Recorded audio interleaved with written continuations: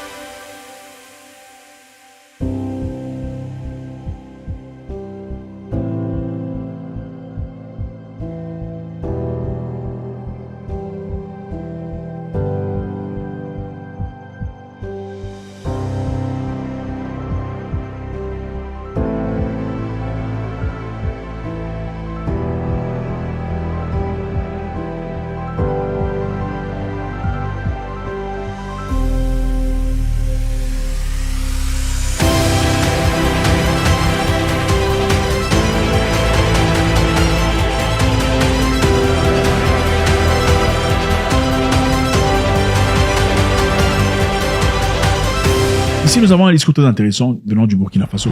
Le Burkina Faso se traduit par terre des gens intègres ou terre des gens honnêtes.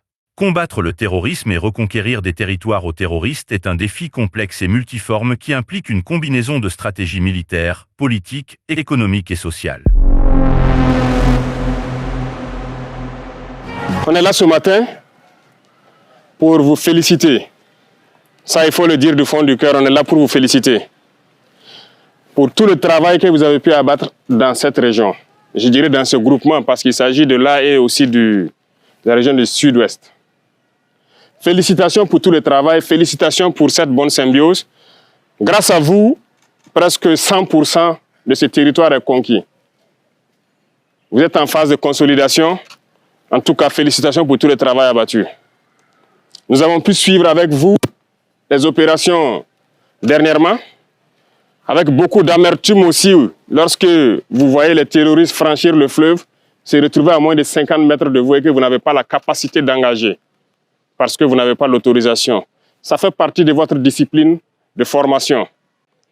Mais retenez que ceux qui ont pu échapper à votre furie, qui se sont réfugiés de l'autre côté de la frontière, se prépareront certainement, puisque c'est une base arrière. Ils vont se préparer et essayer de revenir. Alors, je souhaite que vous fassiez corps avec les VDP que vous avez installés un peu partout, avec toutes les unités en position avancée, que vous puissiez continuer à intensifier les patrouilles de sorte que, lorsqu'il doit revenir, il n'y a qu'une seule chose qui l'attend, c'est la mort. Nous sommes à cette étape actuellement. C'est sans pitié, c'est sans répit. On ne continuera pas de mourir inutilement. Vous êtes allés vers eux, vous les avez délogés, vous avez récupéré vos terres. Il n'y a pas de raison qu'ils reviennent encore. Nous ferons tout pour vous mettre à niveau aussi, pour que vous puissiez les stopper. C'est ainsi. Donc, redoublez de vigilance, prenez courage encore, continuez à fortifier avec les VDP qui sont sur le terrain, avec les unités en position avancée. S'il faut ériger des murs, on le fera. S'il faut creuser, on le fera. Félicitations pour tout le travail. Beaucoup de courage. Vous allez commencer un nouveau cycle d'entraînement. La guerre de haute intensité. C'est à vous, chefs, officiers militaires, prenez ça en compte. Commencez à vous préparer pour la guerre de haute intensité. J'espère que je me fais comprendre. Ce n'est pas uniquement du terrorisme. Ouvrez l'œil. C'est beaucoup plus que ça. C'est une guerre de décolonisation. Et vous avez dû entendre ces derniers jours certains généraux ailleurs qui ont fait comprendre que s'il faille qu'ils viennent avec leurs armées nous recoloniser, il faut qu'ils viennent. Eh bien, préparez-vous à la guerre de haute intensité. Soit ils viendront eux-mêmes, soit ils passeront par leurs valets locaux qui sont ici pour essayer de troubler notre quiétude. Donc, quiconque, je dis bien quiconque, que ce soit le terrorisme ou toute autre armée qui doit venir troubler notre quiétude, nous devons nous préparer à les accueillir sur de long terme et intensement. Voilà pourquoi je vous dis, préparez-vous à la guerre de haute intensité. Et nous allons suivre ces entraînements-là.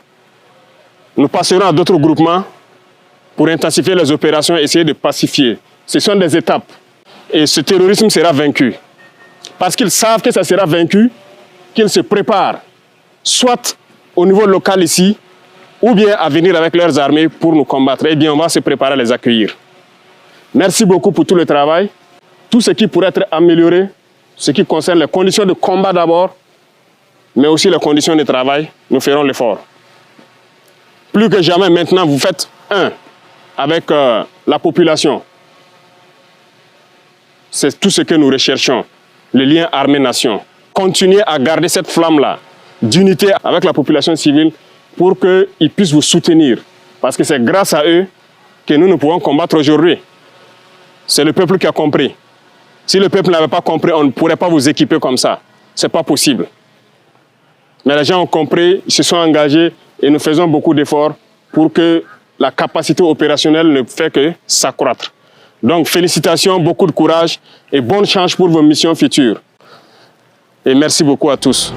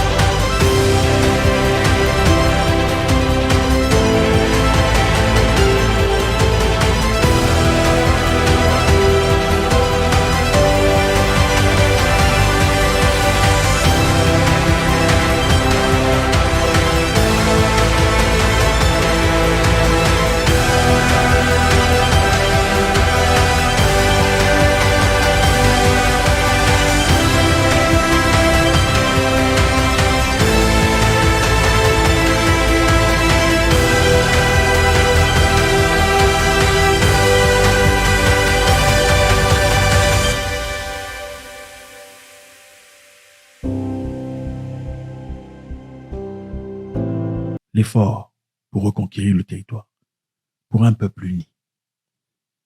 God bless.